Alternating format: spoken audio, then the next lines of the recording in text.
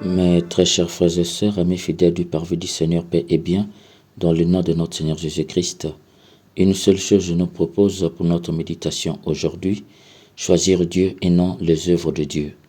Dans la première lecture extraite du livre de Jérémie au chapitre 17, les versets 5 à 10, l'auteur sacré dit, parole du Seigneur, maudit soit l'homme qui met sa confiance dans un mortel, qui s'appuie sur un être de chair, tandis que son cœur se détourne du Seigneur. Mes très chers frères et sœurs, avez-vous déjà été observateur de la nature? Pour ceux qui observent la nature, il arrive qu'ils retrouvent au bord des routes des plantes dont les racines disputent avec les cailloux et les grillons quelques restes de terre, de garrigues que l'érosion n'a pas encore emportés.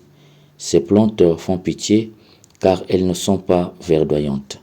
Telle est sans doute la vie d'un homme qui met sa confiance dans un mortel. Pour bien comprendre ces fragments, restons dans son contexte. Au moment où le prophète Jérémie frémit de pitié et laisse aller sa colère embaumée d'un parfum de la nature, la collectivité d'Israël, à travers les chefs qui la gouvernent, ignore volontairement ce que Dieu veut leur faire comprendre. Ne dit-on pas que le peuple a les guides qu'il mérite? Lorsqu'on fait partie de la collectivité, on est censé se laisser guider. Mais si ceux qui sont chargés de guider la collectivité la guident tout droit vers la perdition, les laisser guider la collectivité à la perdition, c'est être une collectivité stupide et insensée. Malheureusement, c'est ce que faisait la collectivité d'Israël, qui laissait les autorités qui méprisaient Dieu la guider vers l'exil. En effet, les autorités juives n'avaient que faire de Dieu. Or, l'homme qui reste loin de Dieu croit que le seul but de l'existence est l'accomplissement individuel au détriment des autres. Tel était le projet de vie des autorités juives. Pour ce faire, ils avaient opté pour le partenariat. Ils signaient des pactes de protection avec les grandes puissances en réponse à des services d'élevage et d'agriculture. Ils avaient oublié que le protecteur et le pourvoyeur d'Israël, c'est le Seigneur. Leur confiance était entièrement orientée vers les grandes puissances qui leur garantissaient la protection. Par ailleurs, pour les autorités juives, l'évolution normale de l'humanité appartenait à des hommes forts chargés de régler le destin des hommes faibles. Du coup, Dieu était associé que pour le destin final de leur vie, c'est-à-dire après la mort, dans l'au-delà. Dieu était réduit à la simple fonction d'administrer l'éternité. Il ne lui reconnaissait aucun droit sur l'évolution de la gouvernance du peuple. En fait, Israël était devenu une nation qui ne reconnaissait aucun rôle à Dieu, sinon celui d'être le destinataire de toutes les questions qui n'ont pas de réponse. Les autorités juives avaient fait d'Israël un pays sans Dieu. Dieu était consulté en rien. Face à des questions de droit et de justice, les autorités se tournaient vers leurs homologues politiciens pour acquérir de la compétence. Le comble, elles étaient soumises aux grandes puissances qui leur assuraient la protection. On peut maintenant comprendre le pourquoi Dieu, par l'entremise du prophète Jérémie, dit au peuple et à ses autorités, « Maudit soit l'homme qui met sa confiance dans un mortel. » En fait, l'homme qui est maudit est celui qui, quel qu'il soit, s'appuie sur la chair humaine et refuse de se tourner vers Dieu. C'est l'homme qui attend son aide que de l'homme. C'est l'homme qui s'appuie sur des alliances et sur les idées construites par son propre environnement politique et social. Sa confiance est dans l'homme et dans les ressources humaines. La malédiction ici, il faut entendre par là l'esclavagisme. L'homme sur qui il met sa confiance finira par le trahir. Du coup, il sera comme un buisson nu ou un homme démuni, luttant pour survivre dans le désert et ne verra rien de bon. Pour lui, ce serait comme s'il existait dans les endroits desséchés dans le désert, un endroit si salé que personne n'y habite. Il aura soif et sans eau. En voulant mettre leur confiance en de grandes puissances, Israël s'est retrouvé déporté à Babylone. Voyant que l'alliance avec Babylone ne les arrangeait plus, ils étaient partis signer l'alliance de protection avec l'Égypte. Hélas, Babylone va battre l'Égypte, c'est-à-dire celui sur qui ils comptaient pour la protection a été frappé. Quel sera leur sort? L'esclavagisme. Voilà comment Israël s'est retrouvé déporté à Babylone. Voilà où conduit la confiance en l'homme au mépris de Dieu.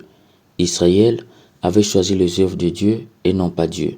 Oui, Israël avait choisi de faire confiance aux œuvres de Dieu et non pas à Dieu. C'est dans ce sens que Dieu invite l'homme à mettre sa confiance en lui. Béni soit l'homme qui met sa confiance dans le Seigneur est l'espoir. Il sera comme un arbre planté au bord des eaux, qui étend ses racines vers le courant. Il ne craint pas la chaleur quand elle vient, et son feuillage reste vert. Il ne redoute pas une année de sécheresse, car elle ne l'empêche pas de porter du fruit. Par ce fragment, l'auteur sacré nous révèle que l'homme qui met sa confiance dans le Seigneur jouira toujours de la bénédiction et de la protection de Dieu.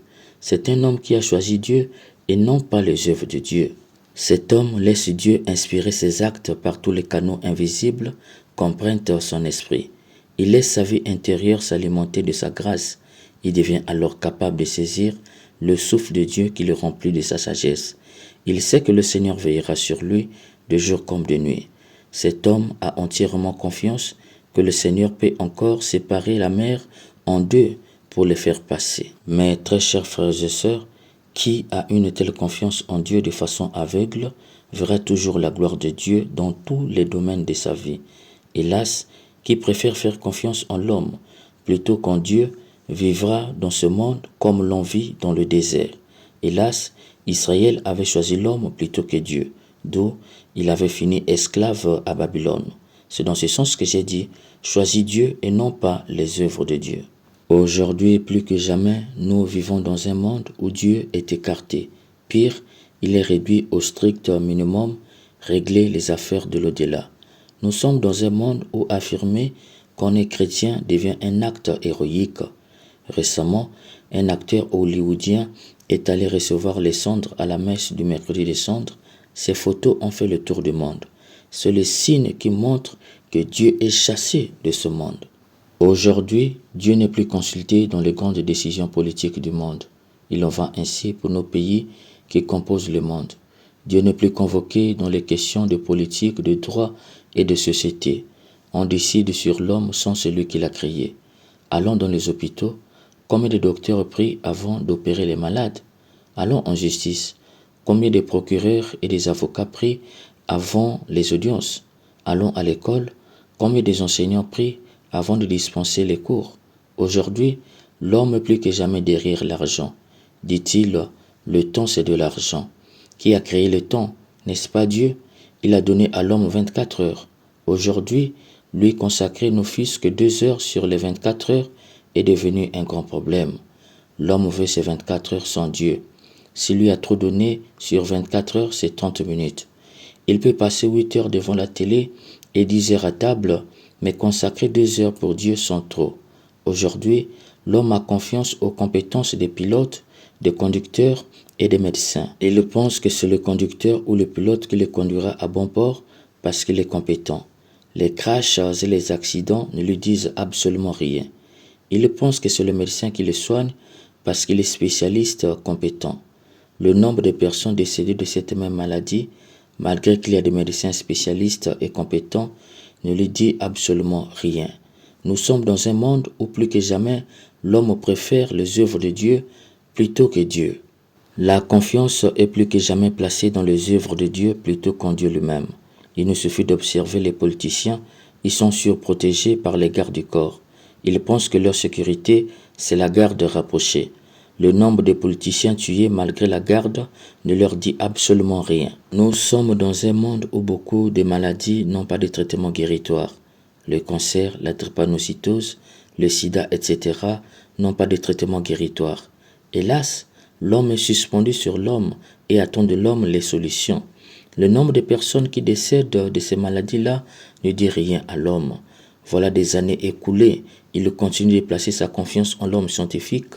Pendant ces temps, nos parents nous laissent dans l'amertume, arrachés à la vie parfois jeune par les cancers, la drépanocytose, etc.